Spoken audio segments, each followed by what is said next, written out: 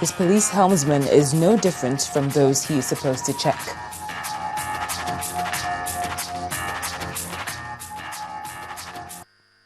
I became governor in 2007, right? And when I became governor in 2007, there were criminals all over Port Harcourt, stealing, killing, maiming, raping. True of us? Good. And then we began the battle to chase them away, and we successfully chased them away because all of us were united in chasing them away, right? And we gave you back your voices. We had wonderful commissioners of police, not the current one that meets with criminals. Not Mbo, right? Good.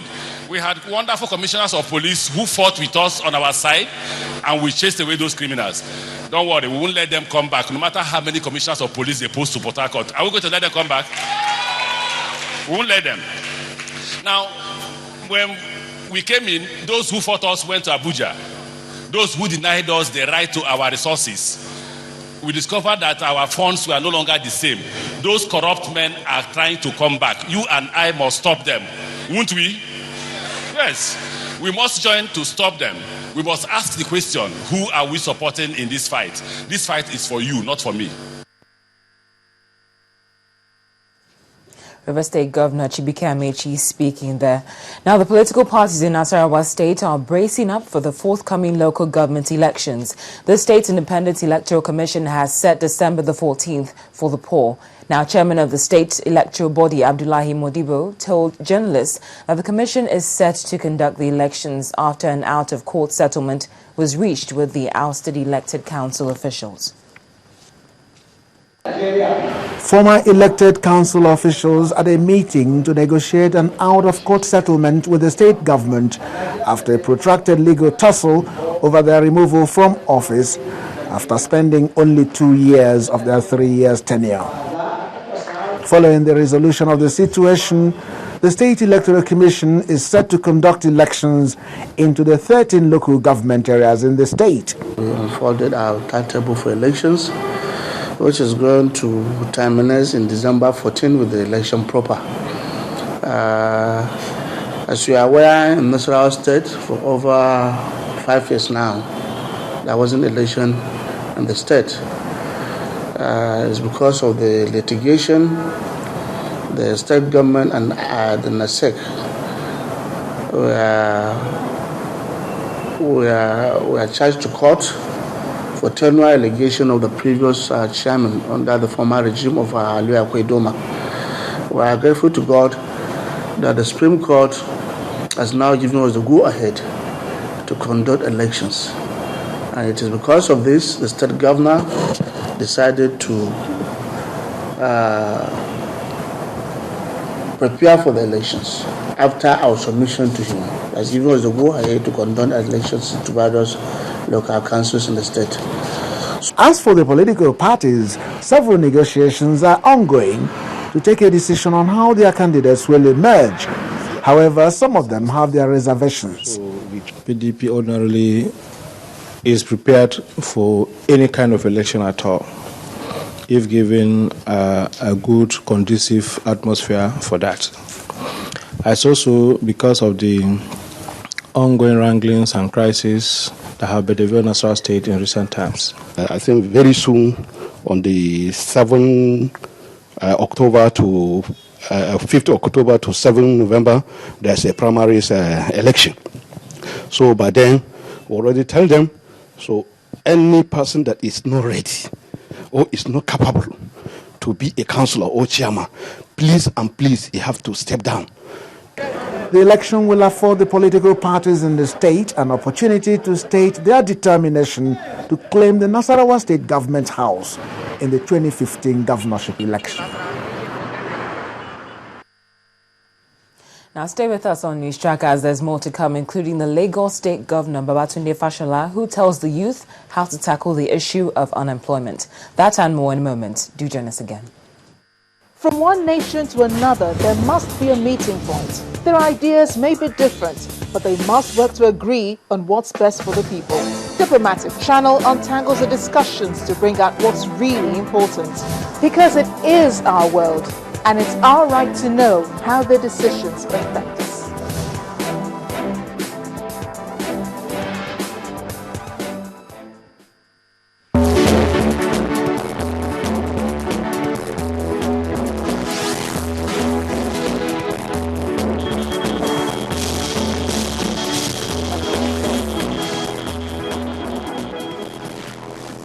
Thanks for staying with us. For all our top stories and other programs, you can find that on our website.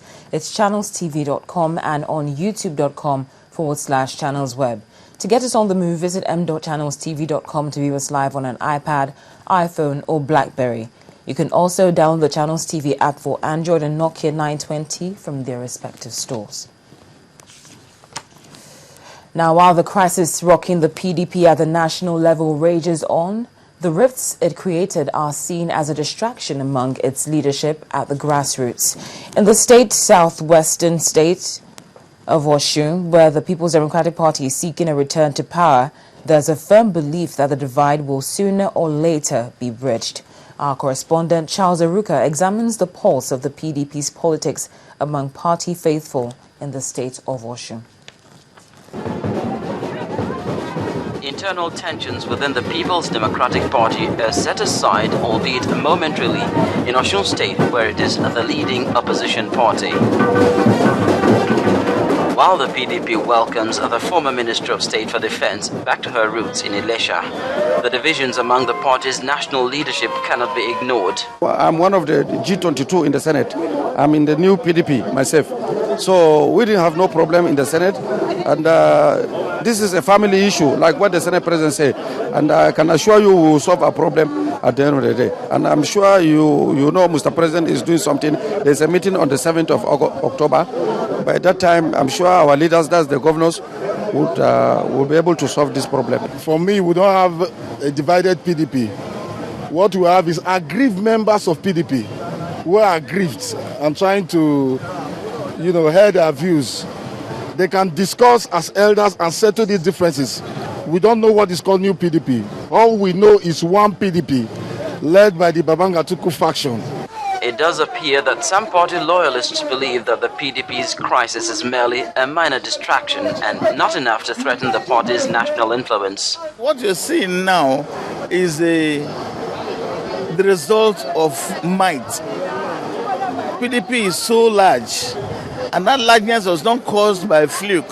Everybody in the east, in the southwest, in the southeast agreed to come together to form the party.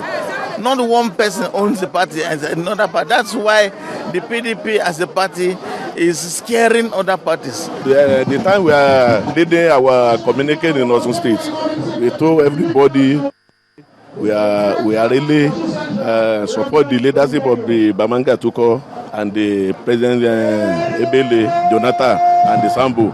Any day. Our election coming in 2014, I want to tell you, by the grace of God, we win in Osun State. There are some who believe that the dissenting voices in the PDP stand no chance unless they toe the path of reconciliation. There was a Greek philosopher, Heraclitus, who said that society must be in permanent state of conflict. That we have conflict within the PDP now does not mean that everything must come to an end. No, we are very strong, we are very cohesive. And let me say this, I'm praying for reconciliation. I'm praying for those who say they have formed the new PDP or old PDP or Senate PDP to come back. But one thing that they should know is that they must not stand easy on the face. It has never been recorded in the history of Nigeria that a rebellion against an existing party has succeeded. No, it failed in 53 with Professor Yoita. It failed in 58, Mbadiwe and Okola Balogun. It failed in 62 with Papa S.L. Akitola. It failed even with Rimi, Barabe Musa, Goni, and all of them. And so it cannot succeed. Here at the grassroots, the impact of the PDP's national crisis may not be too evident, but that may be because breaking ranks where the party is not in power may prove too costly. Charles Aruka, reporting for Channels Television News. Now, to be or not to be, that's the question on the lips of many calling for the convocation of a sovereign national conference. In our next report, our correspondent Linda Kibe examines the arguments on both sides and the need to foster national unity. The Conference of Nigeria's ethnic nationalities called to foster frank and open discussions of the national question can certainly